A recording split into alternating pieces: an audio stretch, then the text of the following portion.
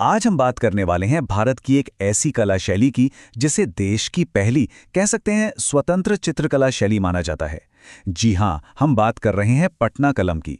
ये वो कला है जिसने 18वीं सदी के बीच में बिहार की जमीन से जन्म लिया और पूरी कला की दुनिया को देखने का एक नया नजरिया दिया। चलिए इस कहानी को समझने की शुरुआत एक सवाल से करते हैं। क्या ये मुमकिन है कि कोई पेंटिंग बिना किसी पेंसिल स्केच के बना दी जाए? मतलब सीधे ब्रश उठाया और कागज पर उतार दिया। सुनने में अजीब लगता है ना?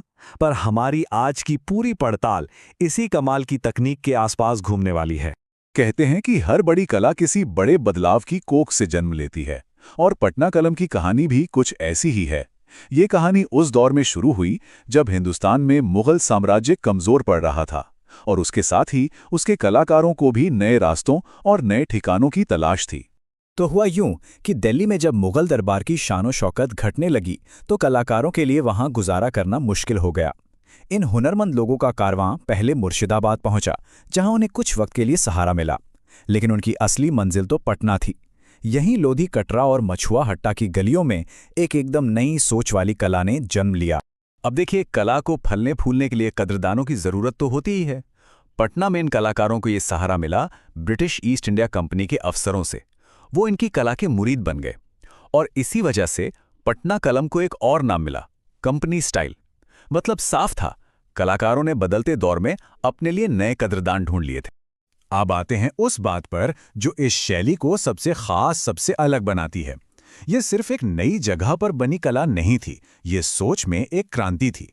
ये कला महलों और दरबारों की ऊंची दीवारों से निकलकर सीधे आम लोगों की जिंदगी का, गलियों और बाजारों का आईना बन गई। चलिए देखते हैं कि ये बदलाव आया कैसे।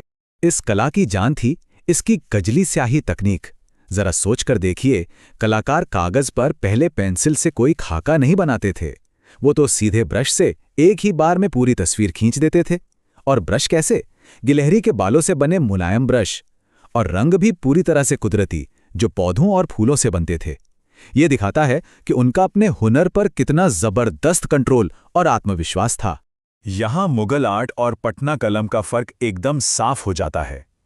एक तरफ जहाँ मुगल कला में बादशाह, बेगमें, दरबारी शानो शौकत और पौराणिक कथाएं छाई हुई थीं, वहीं दूसरी तरफ पटना कलम ने आम आदमी को अपना हीरो बनाया। यहाँ पेंटिंग्स में मजदूर, दुकानदार, लोहार, बढ़ई और त्योहार मनाते आम लोग नजर आते थे। अपनी आंखों के सामने एक तस्वीर लाइए। कोई बढ़ई है जो लकड़ी पर काम कर रहा है, कोई लुहार है जो अपनी दुकान में बैठा है, या फिर बाजार में कोई औरत मछली बेच रही है। होली के चटक रंग, दिवाली की जगमगाहट और मुहर्रम के जुलूस, ये सब पटना कलम के कैनवस पर ऐसे उतरते थे मानो जिंदा हों। ये उस वक्त के समाज का एक सच्चा आईना है। अच्छा, एक और बड़ी ही दिलचस्प बात है, इन पेंटिंग्स में अक्सर पीछे कोई बहुत ज़्यादा बैकग्राउंड्स या लैंडस्केप नहीं होता था, और ऐसा जानबूझकर किया जाता था ताकि देखने वाले का सारा ध्यान, सारा फोकस सिर्फ और सिर्फ तस्वीर के किरदार पर और वो जो काम कर रहा है उस पर रहे। एकदम पॉइंट टू पॉइंट बात। हीरो इंसान था और कुछ नहीं। भाई, कोई भी महान कला अपने कलाकारों के बिना तो अधूरी है। तो अब वक्त है पटना कलम के उन उस्तादों को याद करने का जिन्होंने अपनी कूची के जादू से इस शैली को हमेशा हमेशा के लिए अमर बना दिया। इस शैली की नींव रखने वालों में सबसे बड़ा नाम था सेवक राम का। वहीं हुलास लाल को जानवरों और पक्षियों की तस्वीरें बनाने में महारत हासिल थी। और ये बात भी कितनी खास है कि इस कला को आगे बढ़ाने में दक्षो बीबी और सोना बीबी जैसी महिला कलाकारों का भी बहुत बड़ा योगदान रहा। और इस शानदार परंपरा के आखिरी उस्ताद थे ईश्वरी प्रसाद वर्मा। लेकिन कहते हैं ना, वक्त हमेशा एक सा नहीं रहता। समय के साथ ये अनोखी कला शैली धीरे धीरे धुंधलाने लगी। आइए अब जानते हैं कि इसके पीछे वजह क्या थी और ये अनमोल विरासत आज हमें कहाँ देखने को मिल सकती है। अब जरा इस टक्कर पर गौर कीजिए। एक तरफ था कलाकार का ब्रश, हाथ का हुनर जो हर तस्वीर को अनोखा बनाता था, जिसमें घंटों घंटों की मेहनत लगती थी।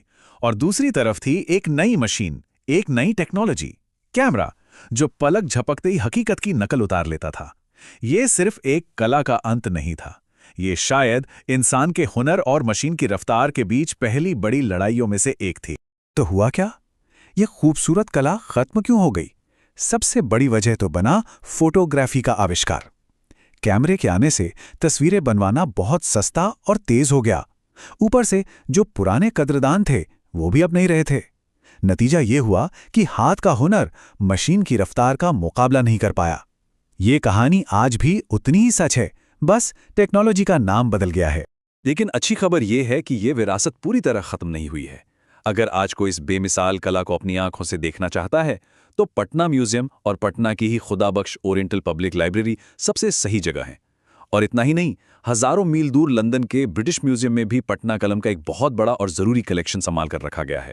और अब आखिर में वही सवाल जो इस पूरी कहानी को आज के दौर से लाकर जोड़ देता है। पटना कलम एक नई टेक्नोलॉजी यानी कैमरे के सामने टिक नहीं पाई। आज जब हम सब एआई से बनने वाली कला के दौर में जी रहे हैं, तो पटना कलम की ये कहानी हमें इंसानी सोच, हमारी क्रिएटिविटी के भविष्य के बारे में क्या सिखाती है?